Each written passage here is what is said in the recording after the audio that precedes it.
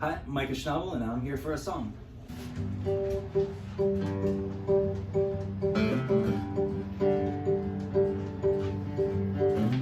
Oh, what a bummer it is to be a human being with these politics, religion, and reality TV. Well, God bless me, and thank you for seeing it work. Can't say I'm a fan. Well, yeah, I saw a guy get murdered last week. His two kids shot him dead in the middle of the street. His sister was covered in his blood. She was holding him, she was begging him not to die. Well, the news report said he was dead before the medics arrived. And my parents still buy me my socks and underwear for Christmas. Want a tattoo on my face, but it would break my mother's heart. Now I'm trying to act natural. Can you tell that I am nervous? I'm just trying to make it through this life without falling apart.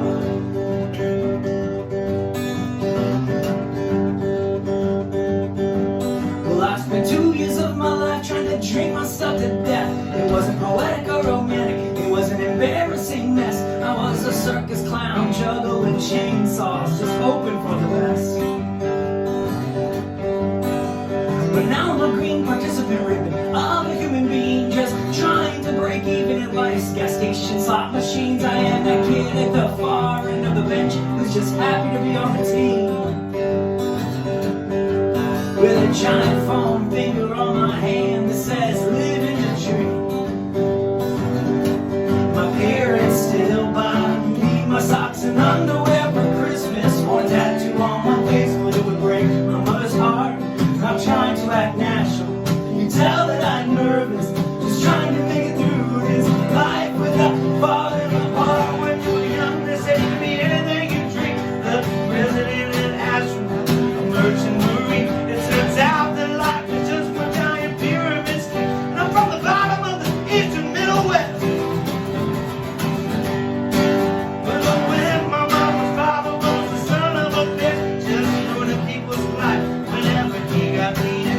He and his cousins in the backyard making jokes about the dicks and fucking the kids just for kicks. The words of these stories are just my example. One single bleeding moment to try and get at the hearts and minds you are realities. And I hope that makes sense, because we're perfectly all alone. And I think I should probably come home. My parents still buy me my socks and underwear for Christmas. Want a tattoo on my face, but it'll break my mother's heart. I'm trying to act natural.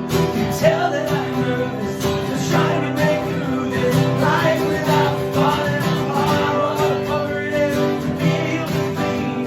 Oh, what a bummer it is to be a human being. Oh, how amazing it is to be a human being.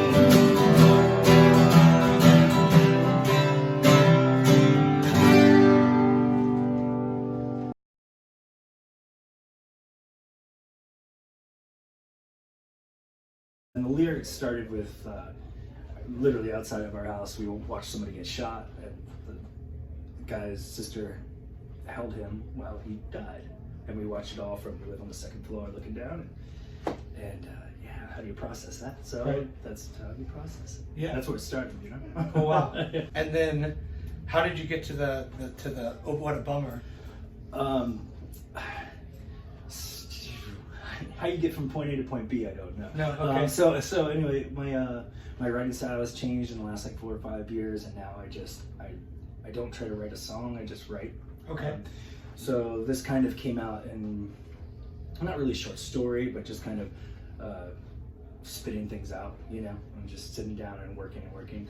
And then once I get to, 4 pages of stuff, then I start editing, just chopping the lines and trying to find out what my story is and make it as concise as possible. So the "oh, what a bummer" is like just one of the lines, and then once you have that angle, you can just start trying to like sharpen the knife. For sure.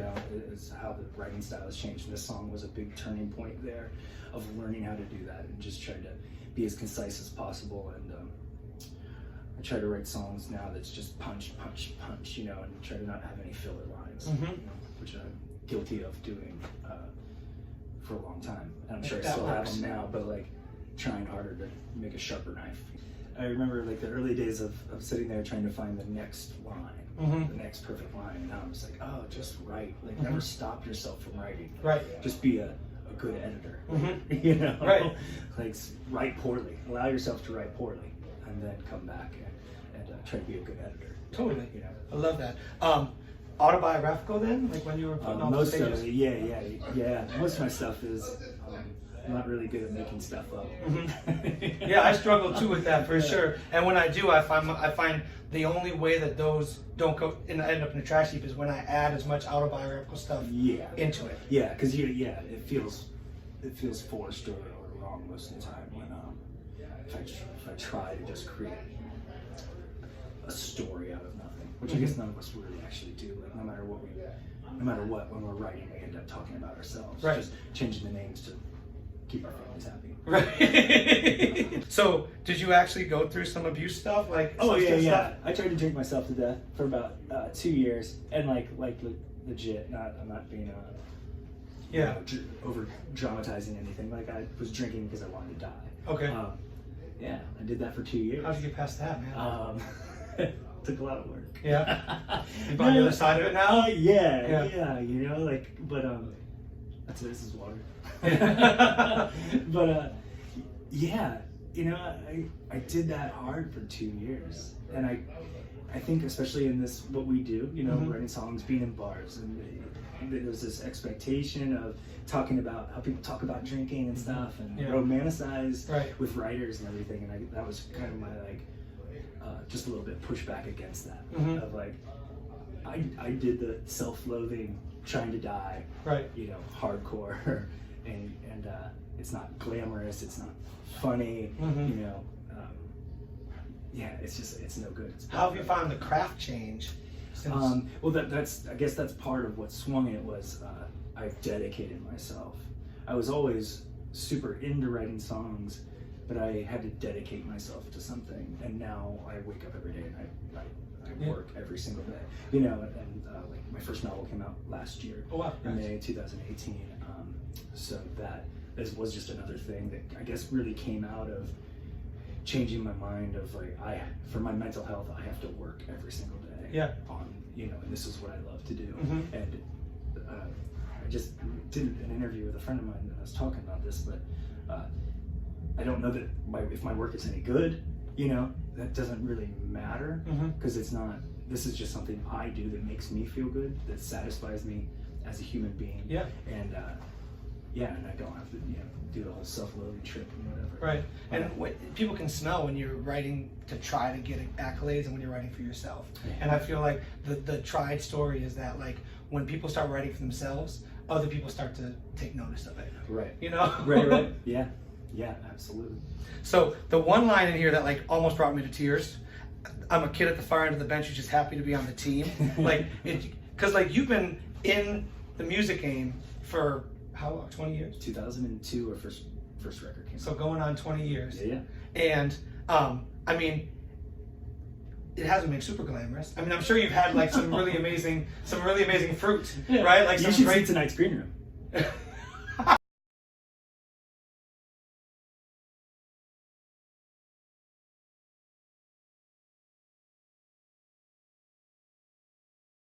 I think it's like any good writing, like you can see the human aspect. You know, you want to be able to feel for the character or the person. You know, and I really like lines like that when I hear other people sing them. You know, where my friend John Moreland has a song, and he talks about how his grandma still sends him birthday cards.